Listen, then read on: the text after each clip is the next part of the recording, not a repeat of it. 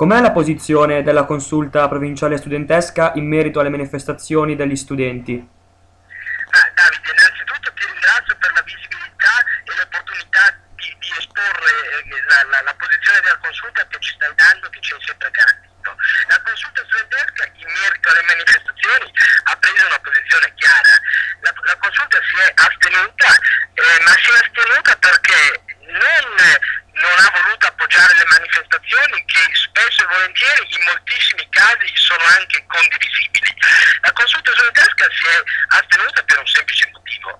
Le consulte nascono nel 1996 dal Ministero, vengono istituite dal Ministero e sono gli unici interlocutori riconosciuti e quindi privilegiati proprio perché istituiti dallo stesso Ministero, sono gli interlocutori del Dicastero dell'Istruzione. Quindi se noi, in qualità di studenti, abbiamo la necessità di portare una voce, una critica, di incontrare il Ministero, noi prendiamo il telefono, fissiamo un appuntamento, voliamo a Roma e discutiamo su quelle che sono le perplessità, ma certamente non scioperiamo quando abbiamo già la possibilità di un incontro. Questo perché lo dico? Perché io non ho voluto appoggiare le manifestazioni in questi giorni, ma non le ho neanche volute contrastare, perché noi abbiamo già ricevuto dal Ministero, dai consulenti del Ministero, la possibilità di fissare un incontro. Perché ora siamo in attesa? Di cosa siamo in attesa? Siamo in attesa del coordinamento regionale delle consulte, quindi di tutti i presidenti e le delegazioni delle consulte provinciali di Regione Lombardia. Il coordinamento si dovrebbe svolgere intorno al 26 novembre, quindi all'incirca settimana prossima. Ci incontreremo a Milano, decideremo, prenderemo quella che sarà la posizione unanime di tutte le consulte per Regione Lombardia e il coordinatore regionale si recherà poi a Roma assieme agli altri rappresentanti regionali per portare ai consulenti del Ministero, al Ministro stesso, ai sottosegretari, quella che è la posizione degli studenti. Per questo motivo noi non abbiamo autorizzato, non abbiamo deliberato manifestazioni, perché la manifestazione in sé ha uno scopo chiarissimo: farsi sentire, chiedere ascolto, accendere i riflettori su di sé. Noi questa disponibilità già l'abbiamo ricevuta, non abbiamo trovato le porte chiuse, siamo solo, ripeto, in attesa che il coordinamento regionale si riunisca. Io ho già sollecitato Milano per riunire il prima possibile le consulte provinciali. Ci troveremo, ripeto, intorno al 26, è una data indicativa, dovrebbe essere confermata nelle prossime ore, comunque poi Davide vi comunicherò il tutto. Prenderemo in questa sede la posizione unanime e ufficiale, che quindi non sarà più ufficiosa, delle consulte studentesche. Ci recheremo a Roma e qui avremo modo di dialogare con il Ministero su quelle che sono le perplessità o meno del decreto legge Aprea. Il decreto legge Aprea, senza entrare nel merito dei contenuti, anche perché alcuni sono condivisibili e altri no, è espressione però di quello che è lo spaccato della scuola d'oggi.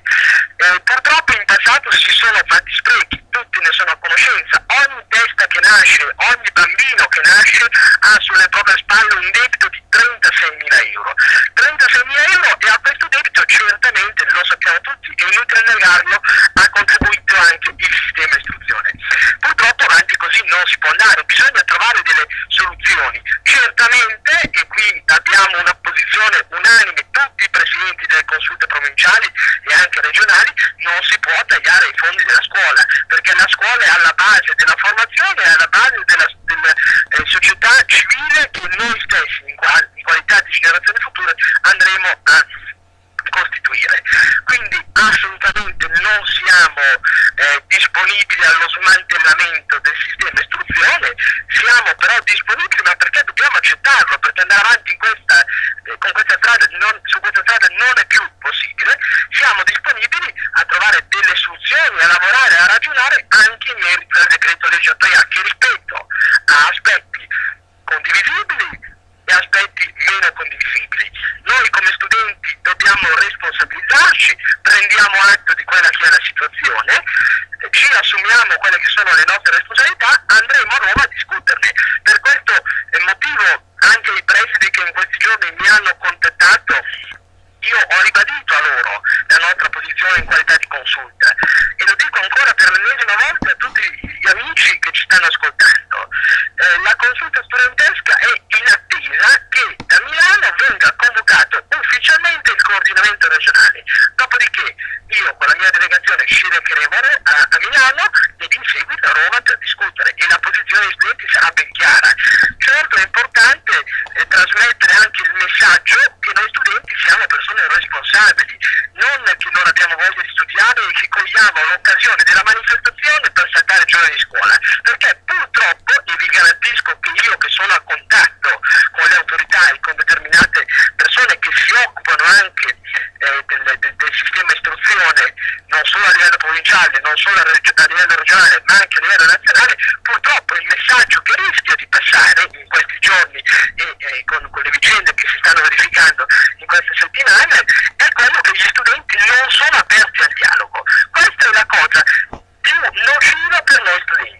Noi dobbiamo invece trasmettere la sensazione, che poi è reale, di responsabilità, di apertura al confronto, e in questa direzione io personalmente, Rossignoli e tutta la consulta studentesca si sta muovendo. Ripeto, ho sollecitato al coordinamento regionale di riunire il prima possibile la seduta plenaria con tutti i presidenti delle delegazioni per le varie province, dopodiché fisseremo un incontro a Roma per discutere quello che è il decreto PREA e i provvedimenti che sono in discussione in ambito istruzione. Va bene, grazie mille Massimiliano. Grazie a te Davide, un abbraccio e un saluto a tutti gli amici che ci stanno ascoltando, che ci hanno ascoltato e che hanno a cuore davvero il sistema istruzione, la scuola, che purtroppo non sta passando un momento facile, bisogna prenderne atto e impegnarsi